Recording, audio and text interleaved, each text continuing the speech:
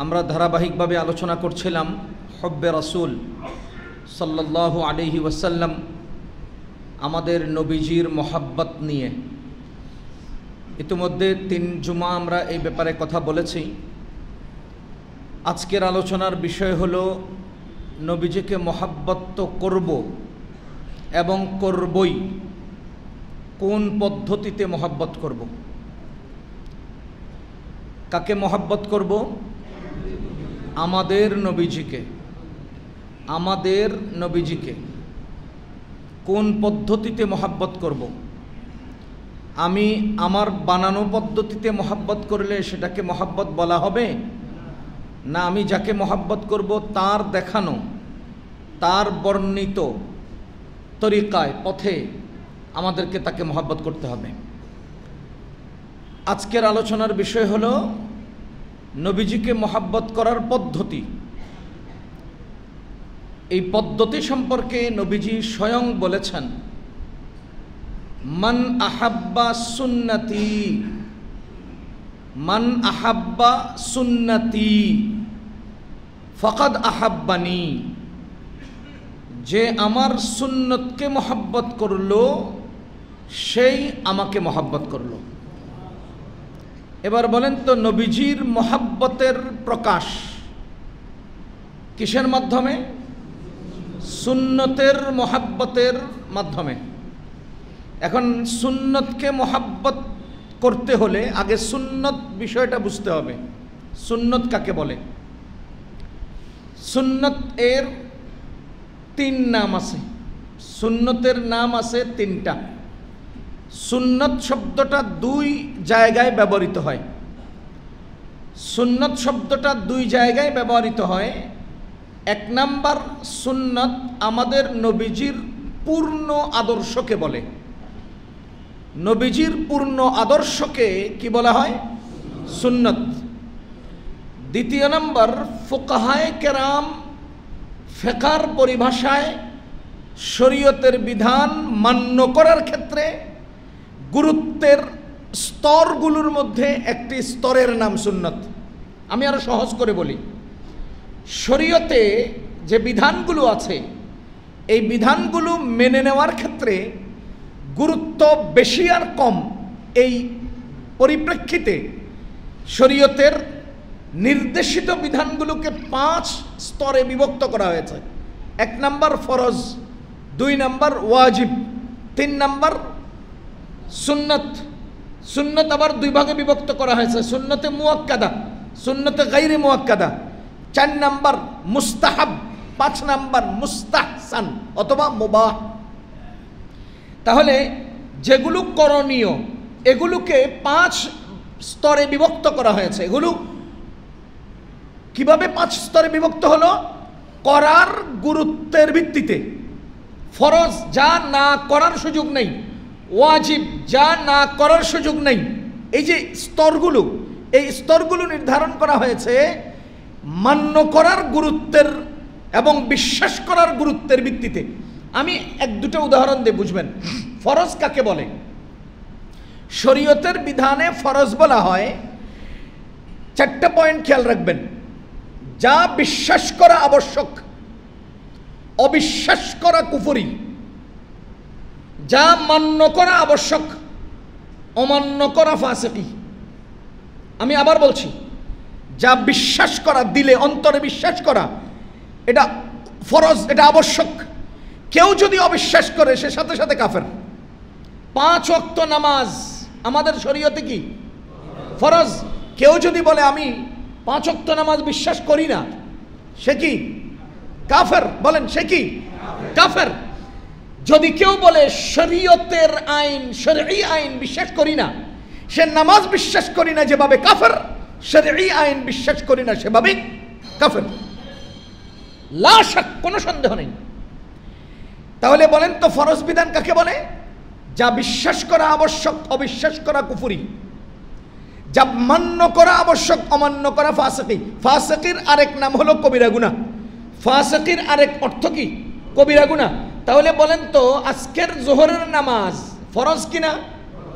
এটা বিশ্বাস করা ফরজ আবশ্যক, অবিশ্বাস করলে আপনি কাফের, এটা মান্য করা তথা এটা পালন করা, নামাজ পড়া এটা আপনার জন্য আবশ্যক। যদি পালন না করেন তো আপনি কবিরা গুনার গুনাহগার।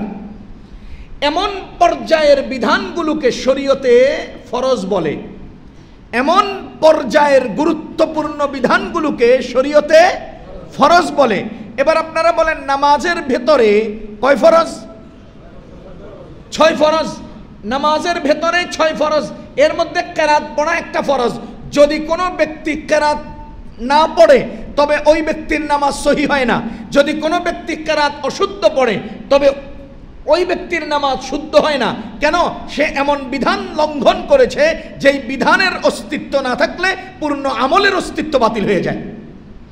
সুতরাং ফরজ বলা হয় এমন এক বিধানকে যা অন্তরে বিশ্বাস করা আবশ্যক, অবিশ্বাস করলে কাফের, যা মান্য করা পালন করা আবশ্যক, পালন না করলে কবিরা গুনাহ।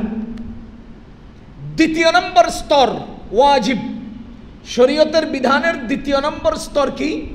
ওয়াজিব। ওয়াজিব আর ফরজ সেম, ওয়াজিব আর ফরজ এক, ওয়াজিব আর ফরজ সমান।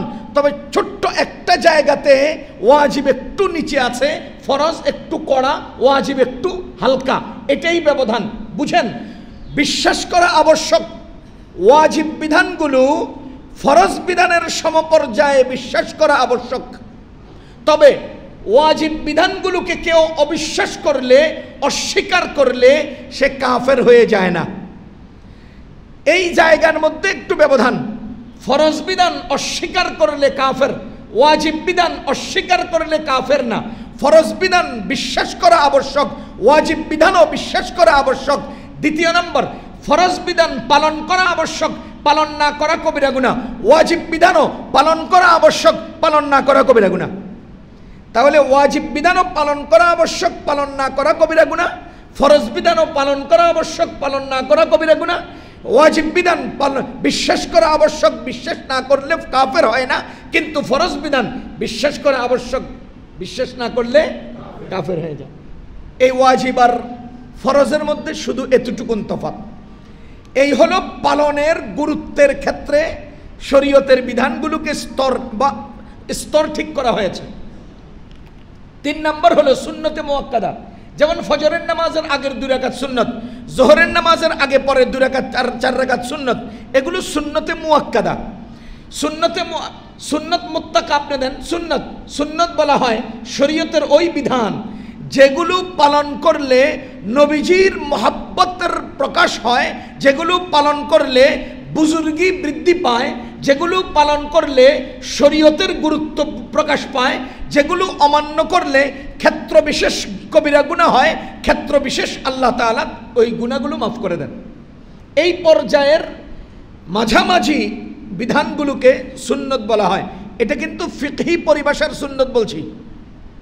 3 নম্বর হলো মুস্তাহাব, যেগুলো করা উত্তম, না করলে গুনাহ নাই, যেগুলো করা উত্তম, না করলে গুনাহ নাই। 5 নম্বর হলো মুস্তাহাব, যেগুলো করে। 5 নম্বর হলো মুস্তাহসান, যেগুলো করলেও পারেন, না করলেও পারেন। এই পর্যায়ের স্তর নির্ধারণ করে শরীয়তের ফিকহি পরিভাষায় স্তরগুলো ঠিক করেছে। এর মধ্যে একটা স্তরের নাম সুন্নত। পক্ষান্তরে নবীজির পূর্ণ জীবন আদর্শকে বলা হয় সুন্নত। বলেন, নবীজির পূর্ণ জীবন আদর্শকে কি বলা হয়? সুন্নত।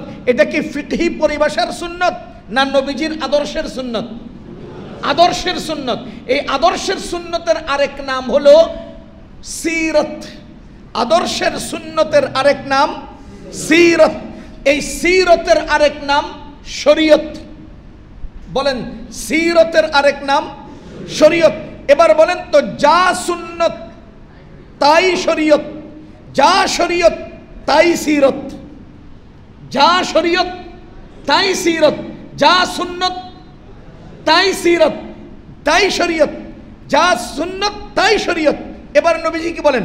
মান আহাব্বা সুন্নতি ফাকাদ আহাব্বানি, যে আমার সুন্নতকে ভালোবাসলো সে আমাকে ভালোবাসলো। তার মানে যে আমার আদর্শকে ভালোবাসলো সে আমাকে ভালোবাসলো, যে আমার সিরতকে ভালোবাসলো সে আমাকে ভালোবাসলো, যে আমার শরীয়তকে ভালোবাসলো সেই আমাকে ভালোবাসলো। শরীয়ত মানি না, মারিফত নিয়ে আছি, ঠান্ডাবাজ। নবীজির মিলাদ মানি, সিরত মানি না, ধান্দাবাজ। নবীজি বলেছেন সিরত মানতে হবে, তরিকত নয়, শরীয়ত মানতে হবে।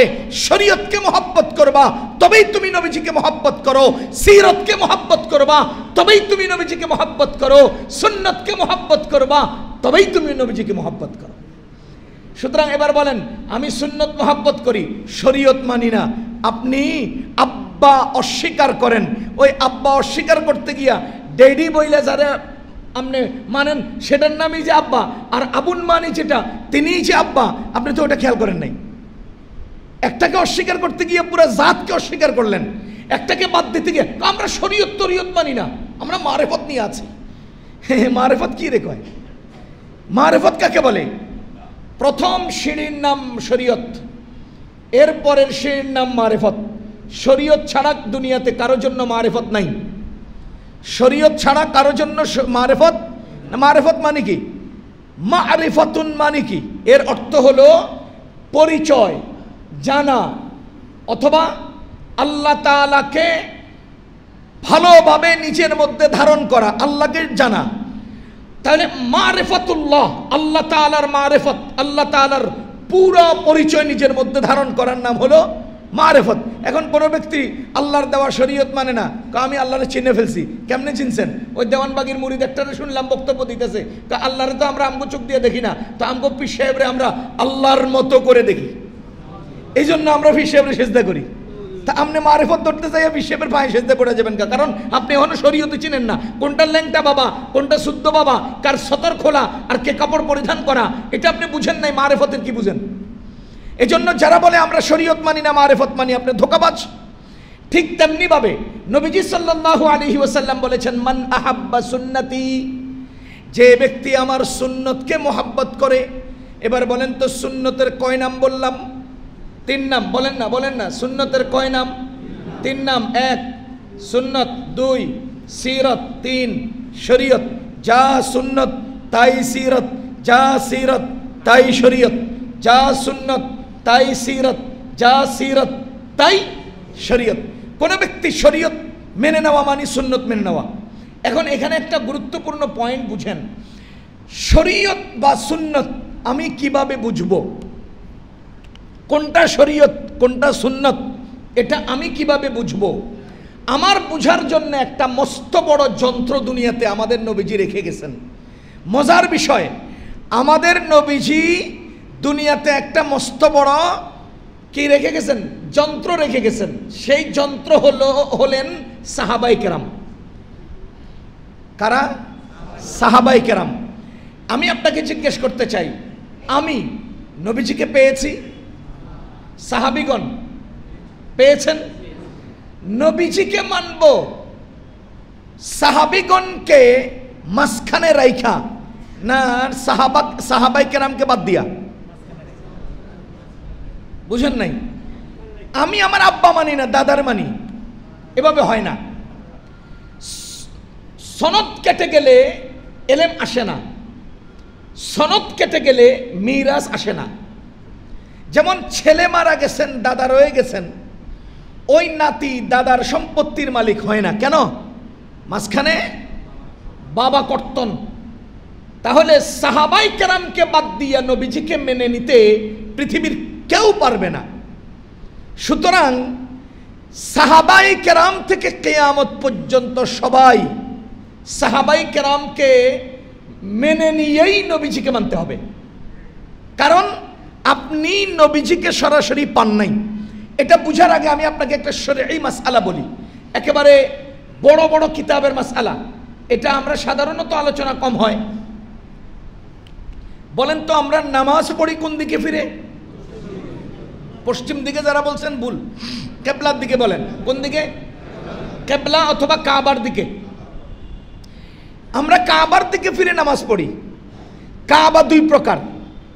বলেন কাবা কয় প্রকার? মুসল্লিদের হালতের ভিত্তিতে কাবাকে ফুকাহে কেরাম 2 প্রকার করেছেন। মুসল্লিদের হালতের ভিত্তিতে, যে সকল মুসল্লিগণ কাবার সামনে, তাদের জন্য নামাজ পড়া ফরজ ইলা আইনিল কাবা, কাবার দিকে, কাবাকে সামনে নিয়ে নামাজ পড়া ফরজ। আর যারা কাবা থেকে দূরে, তাদের জন্য কাবার দিকে নামাজ পড়া ফরজ। এখন আপনি বলেন কাবা শরীফ কি 10,000 কিলোমিটার লম্বা? না, কিন্তু আমরা পূর্ব প্রান্তে যতজন আছি, সেই টেকনাফ, তেতুলিয়া, সেই অস্ট্রেলিয়া, জাপান, সব মানুষগুলো কোন দিক ফিরে নামাজ পড়ে? মানে কাবার দিকে, পশ্চিম দিকে। কারণ এই সকল মানুষের জন্য দিক। আর যারা কাবার চৌহদ্দিতে আছেন তারা কি পশ্চিম দিকে, পূর্ব দিকে, উত্তর দিকে, দক্ষিণ দিকে, না কোনো দিক ছাড়া? কোন দিকে? কাবার দিকে। আমরা যদি কোনোচ্চা দেই হয় না, আমাদের পশ্চিম লাগে, আর কাবাওয়ালারা কোনোচ্চা দিলে হয়, কারণ তাদের দিক নেই, তাদের কাবাকে সামনে নিতে হয়। এবার বলেন, যারা কাবা পেয়েছেন তারা কোন দিক ফিরতে হয়? কাবার দিক। যারা কাবাকে পান নাই, কাবা থেকে দূরে, তারা কোন দিক ফিরতে হয়? কাবা যেদিকে সেই দিক। তাহলে বুঝে গেল সাহাবাই কেরাম নবীজিকে পেয়েছেন, তো সাহাবিগণ নবীজিকে মেনেছেন, আর আমরা নবীজিকে পাই নাই। এবার আমরা কাকে মানব? সহজ কথা, আমরা কাকে মানব? সাহাবাই কেরামকে, মানে সাহাবাই কেরামের ভায়া হয়ে নবীজিকে মানতে হবে। কেউ যদি বলেন যে না সাহাবি মানি না, যদি কেউ বলেন সাহাবিগণকে আমরা সত্যের মাপকাঠি মানি না, সাহাবিগণকে আমরা সত্যের মাপকাঠি বিশ্বাস করি না, তবে আমি বলবো আপনি প্রতিনিয়ত প্রতি কদমে হোঁচট খাবেন। কারণ আপনি কর্তৃত হয়ে গেছেন, আপনি সনদ বঞ্চিত একজন ব্যক্তি, যিনি রাসূল সাল্লাল্লাহু আলাইহি ওয়াসাল্লামের আমল যারা সহি শুদ্ধভাবে ধারণ করে আপনার কাছে এনেছে তাদেরকে অস্বীকার করছেন। সুতরাং আপনি আমল বঞ্চিত হবেন, নবীজির সুপারিশ বঞ্চিত হবেন। দ্বিতীয় নম্বর, যে সকল লোক বলেন যে সাহাবীর তরিকায় আমল সহি হবে না, রাসূলের তরিকায় আমল করতে হবে, যেমন আমাদের দেশে একজন লোক, আমি নাম ধরে বলি, আহলে হাদিস ঘরানার একজন ব্যক্তি, তিনি বক্তব্য দিচ্ছেন যে আবু বকরের তরিকায় নামাজ পড়লে নামাজ হবে না, ওমরের তরিকায় নামাজ পড়লে নামাজ হবে না, উসমানের তরিকায় নামাজ পড়লে নামাজ হবে না, নামাজ পড়তে হবে রাসূলের তরিকায়। কারণ রাসূল বলেছেন সল্লু কামা রাআইতুমুনি উসাল্লি, আমাকে যেভাবে নামাজ পড়তে দেখেছো তোমরা সেভাবে নামাজ পড়ো। সুতরাং আবু বকরের তরিকা নামাজ হবে না, ওমরের তরিকা নামাজ হবে না, রাসূলের তরিকা নামাজ হবে। এখন আমার প্রশ্ন হলো, ও ভাই, আপনি আবু বকর, আপনি রাসূলকে দেখেছেন না আবু বকর রাদিয়াল্লাহু তাআলা আনহু রাসূলকে দেখেছেন? বলেন। এখন আপনি যে বললেন আবু বকরের তরিকা নামাজ হবে না, আপনি কি বুঝাতে চান? যে আমরা মতান্তরে জনগণের অন্তর থেকে সাহাবাই কেরামের প্রতি যে আজমত, সাহাবাই কেরাম যে আমাদেরকে সত্য এনে যথার্থভাবে দিয়েছেন, এই বিশ্বাসটুকুন অন্তর থেকে বের করে নিজেকে পণ্ডিত সাব্যস্ত করার চেষ্টা করছেন, এই তো সহজ বিষয়, বুঝেন। এবার আমি আমার মূল কথায় আসি।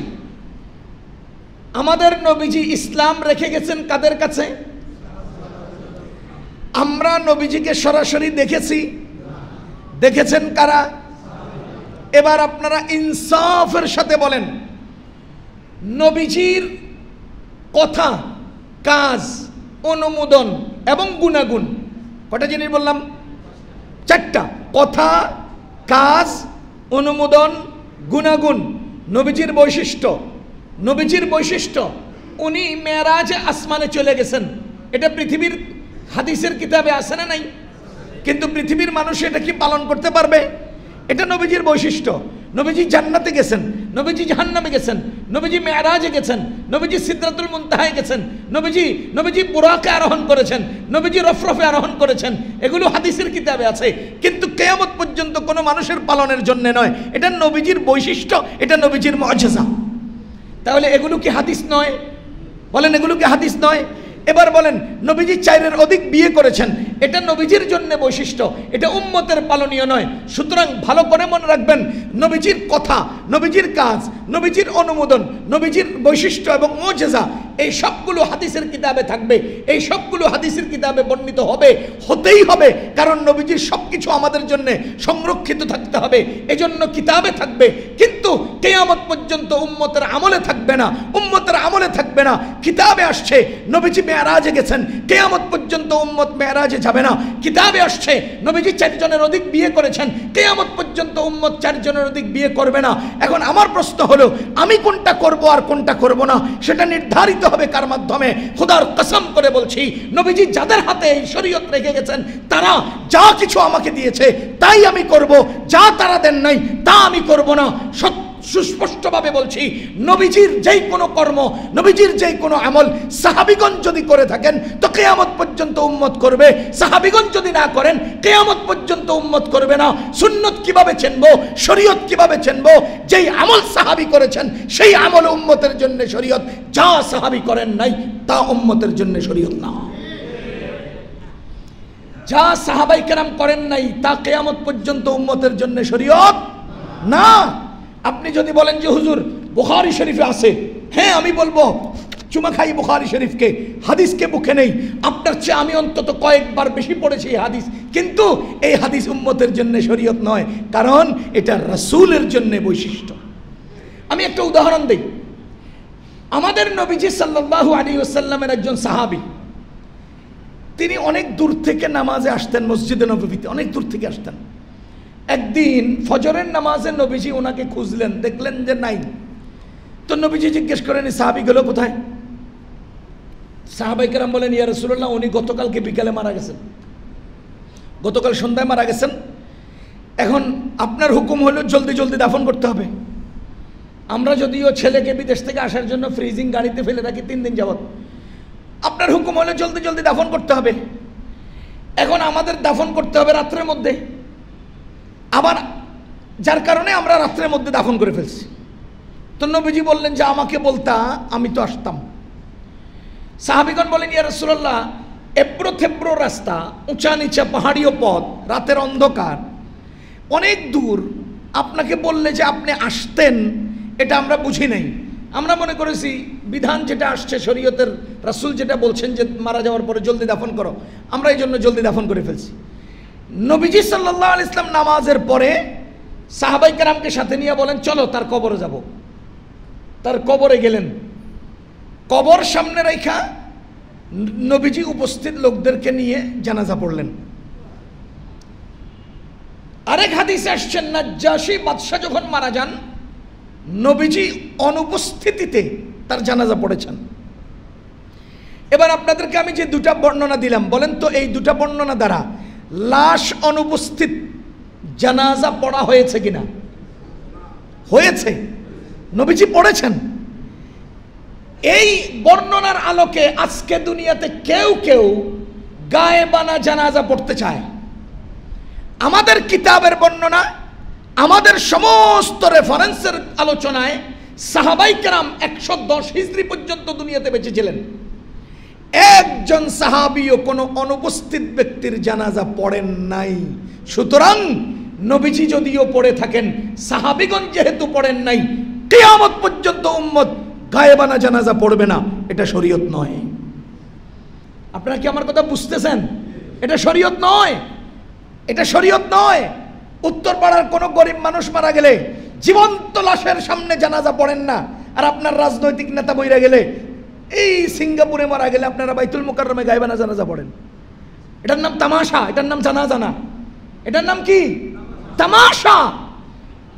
আমি মিরপুর 10 নম্বর বাইতুস সালাতে জানাজা পড়ার জুমা পড়াতাম। এক ভাই এসে আমারে বলে হুজুর আমার আব্বা মারা গেছেন, নামাজের পরে জানাজাটা পড়ে দিয়েন। আমি জিজ্ঞেস করলাম যে আপনার আব্বার লাশ নিয়ে আসছেন? কয় না, উনি তো এখনো সিঙ্গাপুরে, উনি সিঙ্গাপুরে চিকিৎসা নিতে গেছেন, মারা গেছেন। আমি জানাজা পড়তাম মিরপুরে। তা আমি বললাম যে শরীয়তের বিধান হলো লাশ সামনে রেখে জানাজা পড়তে হয়। আল্লাহ সাক্ষী, সেই লোকটা নামাজের পরে যখন খানা খেতে বসলাম, আমাকে আইসা আবার বলতেছে হুজুর আমার আব্বা এখনো মারা যায় নাই। এবার আমি যদি জানাজা পড়তাম তো কিসের জানাজা পড়তাম? আমি তো জানাজা একটা পড়তাম। শরীয়ত যদি বলতো যে তুমি পড়ো, আর আমি যদি পড়তাম ওই ব্যক্তির বর্ণনার আলোকে, তো এই দরজার ফাঁকে দিয়ে আমি জানাজা পড়তাম। এই পড়ার কিছুক্ষণ পরে খানা খেতে গেলে আপনি এসে বলতেন হুজুর আমার আব্বা তো এখনো মারা যায় নাই, তো কিসের জানাজা পড়লাম? সুতরাং যারা গায়েবানা জানাজা পড়েন, আপনারা আসলে শরীয়ত পালন করেন না তামাশা করেন? তামাশা করেন। জীবন্ত লাশের সামনে জানাজা পড়েন না, কারণ তার পরিচিতি নাই, পয়সা নাই, বংশ নাই, তার নামে স্লোগান দেওয়ার মানুষ নাই, এজন্য জীবন্ত জানাজায় যান না। আরেকজনের নাম আছে, বংশ আছে, পয়সা আছে, নেতা, এই লোকটা মারা গেলে আপনারা গায়েবানা জানাজা পড়েন। এটা কি শরীয়ত না তামাশা? সুতরাং যা শরীয়ত না তা উম্মত করবে না, আর যা শরীয়ত তা শরীয়ত হবে কিভাবে? যা সাহাবীগণ করেছেন তাই উম্মতের জন্য শরীয়ত, যা সাহাবীগণ করেন নাই অথচ কিতাবে আছে তা উম্মতের জন্য শরীয়ত না। বুখারীতে থাকবে। আচ্ছা আপনারা বলেন তো, নবীজি সাল্লাল্লাহু আলাইহি ওয়াসাল্লাম কওমে সুবাতা একটা এলাকা, সেখানে গিয়ে একবার জীবনে একবার দাঁড়িয়ে পেশাব করেছিলেন। আতা সুবাতা কওমিন ফাবালা কাইমান ওয়া তাওয়াদ্দা ওয়া মাসাহা আলা নাসিয়া, হাদিস অনেক লম্বা। নবীজি দাঁড়িয়ে পেশাব করেছেন, কোন কিতাবে আছে? বুখারী শরীফে আছে। এখন আপনারা বলেন কিতাবে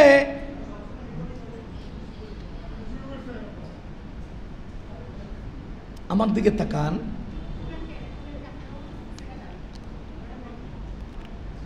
কিতাবে আছে নবীজি দাঁড়িয়ে পেশাব করেছেন, খেয়াল করেন। আচ্ছা বলেন তো আমাদের শরীয়তে আছে এটা? আমাদের শরীয়তে দাঁড়িয়ে পেশাব করার কোনো নিয়ম আছে? নাই। আমি দুটো হাদিস আপনাকে শুনাই। হযরত ওমর রাদিয়াল্লাহু তাআলা আনহুকে লক্ষ্য করে নবীজি বলেছেন লা তাবুল কায়েমা, দাঁড়িয়ে পেশাব করবে না। আবার কওমে সুবাতায় নবীজি সাল্লাল্লাহু আলাইহি ওয়াসাল্লাম দাঁড়িয়ে পেশাব করেছেন। এখন আপনি কি করবেন? এখানে লম্বা অনেকগুলো রহস্য লুকানো আছে, আমি এক দুটো আপনাকে শোনাই। আমাদের নবীজি সাল্লাল্লাহু আলাইহি ওয়াসাল্লাম বলেন দাঁড়িয়ে পেশাব করেছেন কোথায়? কওমে সুবাতার কাছে এসে। কই?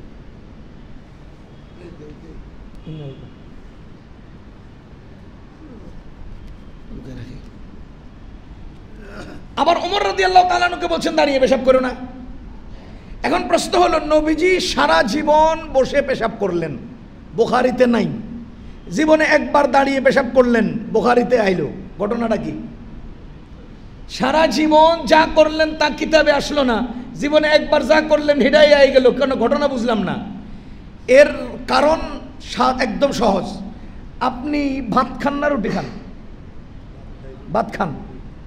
আপনি কি খান? ভাত খাই। আমাদের কমন খাবার কি? ভাত খাই। উনি যদি এক সপ্তাহ যাবৎ ভাত না খায় রুটি খায়, এটাই তো আলোচনায় আসবে, বুঝেন নাই? 12 বছর যাবৎ ভাত খাইলাম, কেউ কয় না। 3 দিন ভাত খাই না, ছেড়ে দিয়ে রুটি খাইলাম, এবার সবাই কয় লোকটা ভাত ছেড়ে দিয়ে রুটি ধরছে। সারাটা জীবন নবীজি বসে পেশাব করেছেন, এটা বলার বিষয় না, এটা নিয়ম। আর একবার দাঁড়িয়ে পেশাব করেছেন, এটা নিয়মের বাহিরের, এই জন্য এটা আলোচনায় আসছে। আলোচনায় যেটা কমন সেটা আসে না, যেটা আনকমন, যেটা দুর্লভ, যেটা দুষ্প্রাপ্য, সেটাই আলোচনায় আসে। এখন আমি জিজ্ঞেস করতে চাই, এক হাদিসে আসছে তোমরা দাঁড়িয়ে পেশাব কইরো না, আরেক হাদিসে আসছে আমাদের নবীজি বলেন, আমাদের নবীজি নিজেই দাঁড়িয়ে পেশাব করেছেন। এখন প্রশ্ন হলো, নবীজি দাঁড়িয়ে পেশাব করেছেন কিন্তু কিয়ামত পর্যন্ত কোনো উম্মতে দাঁড়িয়ে পেশাব করা সুন্নত বলতে পারবেন? অথবা এটা নিয়মে পড়ে বলতে পারবেন? তাহলে এখন আমরা কি করব? আমাদের এখানে সহজ বুঝার বিষয় হলো, আমাদের নবীজি সাল্লাল্লাহু আলাইহি ওয়াসাল্লাম দাঁড়িয়ে পেশাব করেছেন, হালত কি ছিল, পরিবেশ কি ছিল, পরিস্থিতি কি ছিল, সব কিছু বিবেচনায় আমাদের মুহাদ্দিসিনে কেরাম এবং ফুকাহায়ে কেরাম বলেন, শুনো, শরীয়ত হলো লা তাবুল কায়েমা, দাঁড়িয়ে পেশাব করবা না, এটাই হলো শরীয়ত। আর নবীজি যে দাঁড়িয়ে পেশাব করেছেন সেটা হলো ইজাজত। যদি এরকম কোনো বিপদময় পরিস্থিতিতে তুমি পড়ো আর বসার কোনো সুরত না থাকে, তবে তোমার জন্য দাঁড়িয়ে পেশাব করার অনুমতি আছে। এবার বলেন, দাঁড়িয়ে পেশাব করা এটা কি শরীয়ত না ইজাজত? আর দাঁড়িয়ে পেশাব করা যাবে না, এটা শরীয়ত। তাহলে শরীয়ত আর ইজাজত দুইটাই সাব্যস্ত করার জন্য আমাদের নবীজি সাল্লাল্লাহু আলাইহি ওয়াসাল্লাম কাজটা করেছেন, কিন্তু এটা কিয়ামত পর্যন্ত উম্মতের জন্য শরীয়ত সাব্যস্ত হয়নি। এবার আপনাদেরকে আমি যে সহজ কথাটা বলছিলাম, আমাদের নবীজি সাল্লাল্লাহু আলাইহি ওয়াসাল্লাম বলেছেন, তোমরা আমার সুন্নতকে মহব্বত করলে আমাকে মহব্বত করলা, আমার সুন্নতকে মহব্বত করলে আমাকে মহব্বত করলা। বলেন তো এবার সুন্নতকে মহব্বত কিভাবে করব? হ্যাঁ, সুন্নতকে মহব্বত করব কপালের মধ্যে সুন্নত লিখে, না জীবনের মধ্যে সুন্নত বাস্তবায়ন করে? শুধু এটুকুন, বুকের মধ্যে সুন্নত লিখে সুন্নত মহব্বত করব, না জীবনে সুন্নত বাস্তবায়ন করে সুন্নত মহব্বত করব? এবার আপনাকে আরেকটা সহজ বিষয় বলি। আমরা এখানে মানুষ আছি মনে করেন 2000 মানুষের জীবন যাপনের পদ্ধতি এক না 2000 রকম? 2000 রকম। এখন আমি আপনাকে যে কথাটা বলছি, আমাদের নবীজির নবুয়তের যে জিন্দেগি, এই নবুয়তের জিন্দেগিতে 2000 নয়, 2 লক্ষ, 2 লক্ষ নয়, 2 কোটি, 2 কোটি নয়, 200 কোটি পৃথিবীর মানুষ যদি তাদের জীবন পরিচালনা করতে হয়, তো তারা তাদের জীবনকে, নবীজির জীবনকে সামনে রেখে নিজেকে তদন্ত করবে, তার জিন্দগির কোন অংশ নবীজির জিন্দগির সাথে মিলে যায়। ওই ব্যক্তির জন্যে নবীজির সেই জিন্দগি থেকে নিজের জিন্দগিকে রঙিন করা আবশ্যক। তখন নবীজির জিন্দগির যে অংশ তার নিজের জিন্দগির সাথে মিলে, সে তার নিজের জিন্দগির সেই অংশকে নবীজির সাথে মিলিয়ে কাটাবে, তবেই সে নবীজির ভালোবাসা প্রকাশ করবে। আমি আরো সহজ করি, আপনি একজন ব্যবসায়ী, আমাদের নবীজি জীবনে ব্যবসা করেছেন কিনা? সুতরাং আপনার ব্যবসায়িক জীবনটা নবীজির ব্যবসার জীবনের সাথে মিলতেছে, আপনার ব্যবসাটাকে নবীজির ব্যবসার সাথে মিলাতে হবে। আপনি নামাজি, নামাজ পড়বেন, নবীজি নামাজ পড়েছেন, আপনার নামাজকে নবীজির নামাজের সাথে মিলাতে হবে। আপনি শ্বশুর, আর নবীজি শ্বশুর ছিলেন, আপনার শ্বশুরের জিন্দগি নবীজির শ্বশুর জিন্দগির সাথে মিলতে হবে। আপনি স্বামী, নবীজির স্বামী ছিলেন, আপনার স্বামী জিন্দগি নবীজির স্বামী হওয়ার জিন্দগি থেকে মিলতে হবে। আপনি একজন বিচারক, নবীজি বিচারক ছিলেন, আপনার বিচার কার্য নবীজির কার্যের সাথে মিলতে হবে। আপনি একজন সমাজপতি, নবীজি সমাজপতি ছিলেন, আপনার সমাজপতিত্ব নবীজির সমাজপতিত্বের সাথে মিলতে হবে। যেই ব্যক্তির জিন্দগির যে অংশ নবীজির জিন্দগির যে অংশের সাথে মিলে যাবে, ওই ব্যক্তির জন্য ফরজ নবীজির জিন্দগির সেই অংশ নিজের জিন্দগিতে বাস্তবায়ন করা। এখন মনে করেন আমি ব্যবসায়ী না, কথার কথা, তাহলে নবীজির জিন্দগিতে ব্যবসা আছে না নাই? আমার জিন্দগিতে নাই। সুতরাং আমি নবীজির ব্যবসার জীবন নেব না, কারণ আমার জীবনে ব্যবসা নাই। আমি গরিব মানুষ, হজ করি না, করব না। নবীজির জীবনে হজ আছে, আমার জীবনে হজ নাই, সুতরাং আমি নবীজির জীবন থেকে হজ নেব না, কারণ ওনার জীবনে আছে, আমার জীবনে আসে নাই। আপনার জীবনে আছে, নবীজির জীবনে আছে, আপনাকে সেটা মিলাতে হবে। আমার জীবনে নাই, নবীজির জীবনে আছে, সেটা আমাকে মিলাতে হবে। পৃথিবীর একজন ব্যক্তি বলতে পারবে না যে আমার জীবনের কোনো একটা অংশ নবীজির জীবনে পাওয়া যায়নি। সুবহানাল্লাহি ওয়া বিহামদি। এজন্য আমাদের নবীজি সাল্লাল্লাহু আলাইহি ওয়াসাল্লামকে আল্লাহ তাআলা শরীর দিয়েছেন, গঠন দিয়েছেন, আকার আকৃতি দিয়েছেন। নবীজির যা যা শারীরিক গঠন, আমাদের প্রত্যেকেরও তা শারীরিক গঠন, কিন্তু নবীজির মতো হয়তো সুন্দর না, নবীজির মতো হয়তো ওরকম সুঠাম না, কিন্তু নবীজির নাক একটা ছিল, আমারও একটা। নবীজির 2 কান, আমারও 1 কান, 2 কান। নবীজির 2 চোখ, আমারও 2 চোখ। নবীজির 2 পা, আমারও 2 পা। নবীজির 2 হাত, আমারও 2 হাত। এখন প্রশ্ন হলো, নবীজির চেহারার মতো সুন্দর চেহারা আমি বানাবো না ওটা আল্লাহ প্রদত্ত? তাহলে নবীজির চেহারায় দাড়ি ছিল, আমার চেহারায় দাড়ি হবে, এটাও তো আল্লাহ প্রদত্ত। নবীজির চেহারায় দাড়ি ছিল, আমার চেহারায় দাড়ি হবে। নবীজি কিভাবে রেখেছেন আমি সেভাবে রাখবো, নবীজি কিভাবে চলেছেন আমি সেভাবে চলবো, নবীজি কিভাবে খেয়েছেন আমি সেভাবে খাবো, নবীজি যেভাবে বলেছেন আমি সেভাবে বলবো। কিন্তু নবীজির আকৃতি তো আমি নিতে পারবো না, আমল তো আমি নিতে পারবো। সুতরাং নবীজি বলেন, মান আহাব্বা সুন্নতি ফাকাদ আহাব্বানি, তোমরা তোমার জিন্দগিতে আমার সুন্নতকে আমলের মাধ্যমে বাস্তবায়ন করো, তবেই তুমি আমাকে মহব্বত করলা। এবার বলেন তো নবীজিকে মহব্বত করার পদ্ধতি কি? নবীজির সুন্নতের অনুকরণ। বলেন না, নবীজির সুন্নতের অনুকরণ। যার মধ্যে নবীজির সুন্নতের অনুকরণ নাই, সে ব্যক্তি যদি বলে আমি নবীজিকে মহব্বত করি, দাবি সত্য না ভুয়া? দাবি সত্য না মিথ্যা? আমি এবার আপনাদেরকে জিজ্ঞেস করলে উত্তর দিবেন, কেউ খারাপ মনে করবেন না। একজন লোকের ড্রাইভিং পারে না, গাড়ি চালাইতে পারে না, সে যদি বলে যে আমি ড্রাইভার, দাবি সত্য না মিথ্যা? একজন যদি বলে আমি টেইলার, অথচ সে সিলাই পারে না, দাবি সত্য না মিথ্যা? এবার আমি যদি আপনাদেরকে জিজ্ঞেস করি, কে কে রাসূলকে মহব্বত করেন? কেউ হাত উঠেন না। যদি জিজ্ঞেস করি কে কে রাসূলকে মহব্বত করেন, বলেন আমরা মহব্বত করি এটা প্রকাশ করার জন্যে হাত পাও চারোটা উঠে দেব না? কি আরে 2টা হলে হবে না, 3টা উঠান, তো পাওটা চারোটা উঠান, তো চারোটা উঠাবো, কারণ আমি রাসূলকে কি করি? মহব্বত করি। দুঃখজনক সত্য হলো, এই 4 হাত পায়ের ফাঁকে দিয়ে যখন চাপায় তাকাই, গালে তাকাই, চেহারায় তাকাই, তখন দেখি দাড়ি নেই।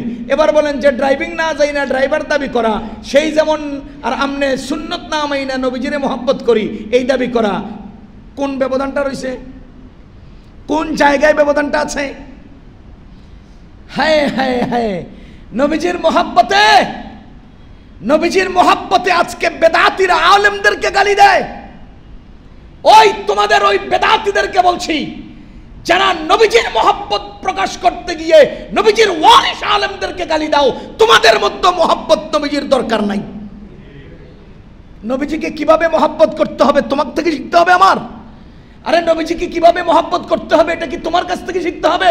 সব কিছু নবীজি শিখালেন, তাকে কিভাবে মহব্বত করতে হবে সেটা তিনি শেখান নাই। মাজারে সেজদা দেয় না কেন? হে রাসূলের বিরোধী। ফির সাহেবের কিল্লিগাম তোয়াজ করে না, হে রাসূল বিরোধী। আরে দুই ধরনের লোক আজকে রাসূলের নাম বেচা নিজেদের পেট চালায়। নাম বললে চাকরি থাকবে না, এজন্য পুরোপুরি সব জায়গায় নাম বলা যায় না। নাম বললে আপনাদের অনেকের গায়ে লাগবে, এজন্য সব নামগুলো বলি না। মনে রাখবেন, দুই ধরনের লোক আজকে রাসূলের নাম বিক্রি করে নিজেরা নিজেদের পেট চালায়, নিজেদের পেট চালায়। খুব সহজভাবে একটা কথা বুঝেন, রাসূল সাল্লাল্লাহু আলাইহি ওয়াসাল্লামের জীবনে তিনটা জিনিস আছে। তিনটা। কয়টা? এক মিলাদ, দুই হাদিস, তিন সুন্নত।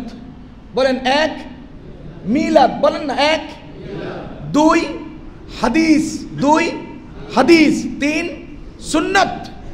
আমাদের নবীজি বলেন তারাকতু ফীকুম আমরাইন। এই হাদিসটা বুঝেন, তারাকতু ফীকুম আমরাইন, আমি তোমাদের মাঝে দুটো জিনিস রেখে যাচ্ছি। লান তাদিল্লু, কখনোই তোমরা গোমরাহ হবা না, পথভ্রষ্ট হবা না। মা তামাসসাকতুম বিহিমা, যতক্ষণ পর্যন্ত তোমরা মজবুতভাবে এটাকে আঁকড়ে ধরবা। আপনারা জানেন আমাদের প্রত্যেকজন ব্যক্তির মধ্যে সবচাইতে শক্ত এবং মজবুতির সাথে আঁকড়ে ধরার জন্য আল্লাহ তাআলা এখানে কোন হচ্ছে দুটো দাঁত দিয়েছেন। এর চেয়ে শক্ত করে ধরার আর কোনো জায়গা নাই। হাত দিয়ে ধরলে ছেটে যায়, পা দিয়ে ধরলেও ছুটে যায়, কিন্তু দাঁড়াইলে দিয়ে ধরলে ছিঁড়া যায়, ছুটে যায় না। তা নবীজি কি বলেন? লান তাদিল্লু মা তামাসসাকতুম বিহিমা, যারা এরকম এই কোন চাঁদাত দিয়ে আঁকড়ে ধরতে পারবে আমার এই রেখে যাওয়া দুই জিনিসকে, সে কখনোই গোমরা হবে না। এর মধ্যে দুই জিনিস কি? কিতাব আল্লাহ, এক নম্বর হলো আল্লাহর কিতাব, ওয়া সুন্নাত রাসূলি, দুই নম্বর হলো রাসূলের সুন্নাত। দুই নম্বর হলো কি? রাসূলের সুন্নাত। বলেন না রাসূলের সুন্নাত। আবার বলেন কিতাব আল্লাহ, সুন্নাত রাসূলিল্লাহ। আচ্ছা বলেন তো, কিতাব আর আল্লাহ কয় শব্দ? দু শব্দ। কিন্তু সুন্নত রাসূল আল্লাহ কয় শব্দ? তো নবীজি সুন্নতের বেলায় তিন শব্দ কইলেন, কিতাবের বেলায় দুই শব্দ বললেন কেন? কিতাবুল্লাহর মধ্যে তো অনেক কিছু আছে, বর্ণনা আছে, অতীত ইতিহাস আছে, ভবিষ্যৎ আলোচনা আছে, হুকুম আছে, কিসাস আছে, কিসসা কাহিনী আছে। এত সব কিছু বাদ দিয়া কিতাবুল্লাহর ব্যাপারে মুতলাক বললেন, আর রাসূলুল্লাহর ব্যাপারে রাসূলুল্লাহ না বলে সুন্নাতু রাসূলিল্লাহ বললেন কেন? কিতাবুল্লাহর মধ্যে তো আয়াতুম মুহকামাতুম মিন আয়াত মিন কিতাবিল্লাহ বলেন নাই, কিন্তু রাসূলুল্লাহর মধ্যে মুতলাক রাসূলুল্লাহ বললে কি সমস্যা ছিল? কিতাবুল্লাহ রাসূলুল্লাহ বলে দিতেন। আমি দুই জিনিস রেখে যাচ্ছি, একটার নাম কিতাবুল্লাহ আর একটার নাম রাসূলুল্লাহ। কিন্তু না, রাসূলুল্লাহ না বলে নবীজি কি বলেন? সুন্নাতু রাসূলিল্লাহ বলেছেন। কেন? এর মূল কারণ হলো রাসূলের মধ্যে তিন জিনিস। এক নাম্বার হলো মিলাদ, রাসূলের জন্ম। দুই নাম্বার হলো হাদিস, রাসূলের কথা, কাজ, অনুমোদন ও গুণাগুণ। তিন নাম্বার হলো সুন্নত, যা শরীয়ত। আমাদের নবীজি কি বলেন? আমি তোমাদের জন্য সুন্নত রেখে যাচ্ছি। কেন? এর মূল কারণ হলো তোমরা সুন্নত আঁকড়ে ধরলে গোমরা হবা না। যদি কেউ মিলাদ গ্রহণ করো অথবা হাদিস গ্রহণ করো, তাদেরকে আমি গোমরাহি থেকে নিষ্কৃতির নিরাপত্তা দিলাম না। এখন আমাদের দেশে তিন গ্রুপ, তিন দল আছে। এক গ্রুপ হলো মিলাদ নিয়া, আরেক গ্রুপ হলো হাদিস নিয়া, আরেক গ্রুপ হলো সুন্নত নিয়া। যারা মিলাদ নিয়ে চলে আমরা এদেরকে আহলে বেদাত বলি, যারা হাদিস নিয়ে চলে আমরা এদেরকে আহলে হাদিস বলি, যারা সুন্নত নিয়ে চলে আমরা এদেরকে আহলে সুন্নত বলি। মিলাদ এখনকার সময়ে, এখনকার না, এটা পুরাতন বিষয়। মিলাদ, আমি দুই এক মিনিটের মধ্যে পয়েন্টটা বলে দিই। মিলাদ মানে জন্ম। এবার বলেন তো, আমাদের প্রত্যেকের জন্ম হয়েছে কিনা? আমাদের জন্ম কি আমাদের ইচ্ছায়? আমাদের ইচ্ছায় হয়েছে? আমাদের মন মতো। এবার বলেন আমাদের নবীজির জন্ম হয়েছে কিনা?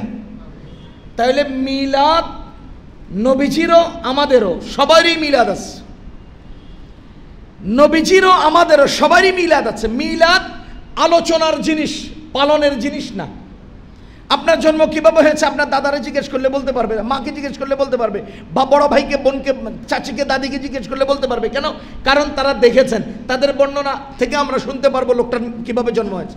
ঠিক তেমনিভাবে আমাদের নবীজির জন্মের বিষয়টা আলোচনা করা যায়, এটা পালন করা যায় না।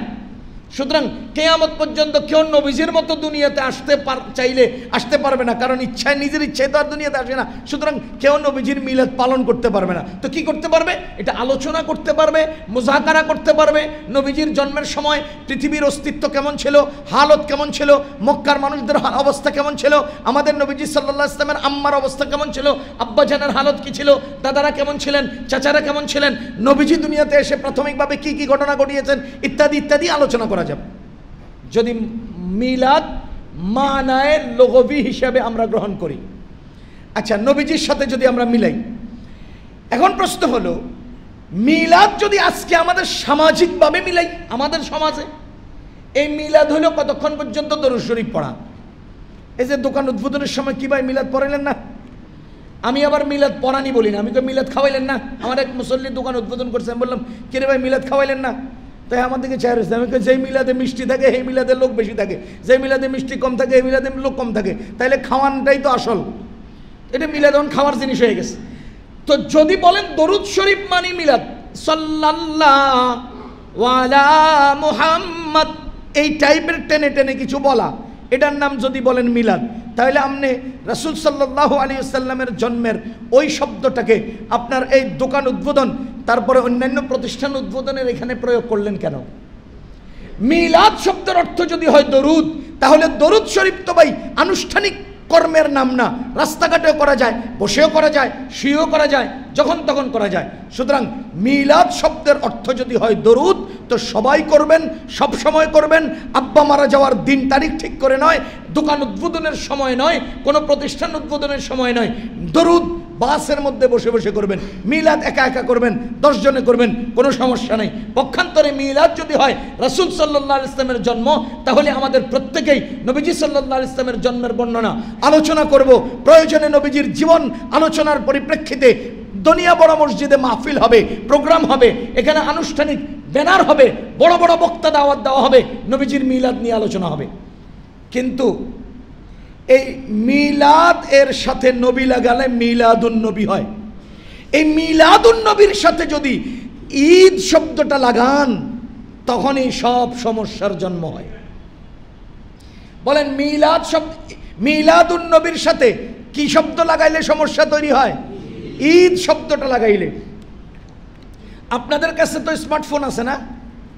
সবার কাছে। এই স্মার্টফোনটা খুলবেন আজকে মসজিদ থেকে বাসায় গিয়া, এরপরে আরবিতে লিখবেন আইন ইয়া দাল ঈদ, এরপরে লিখবেন মিলাদ, মিম ইয়াম ইয়া লাম আলিফ দাল মিলাদ, এরপরে লিখবেন আলিফ লাম নুন বা ইয়া আন-নবী, ঈদুল মিলাদ অথবা ঈদুল মিলাদিন নবী, এই শব্দটা লিখবেন। কিসে? আরবিতে লিখবেন, ইংরেজিতে না, বাংলাতে না। লিখে আপনি সার্চ দিবেন গুগলে, দেখবেন অগণিত খ্রিস্টানদের কার্যক্রম আপনার সামনে চলে আসবে।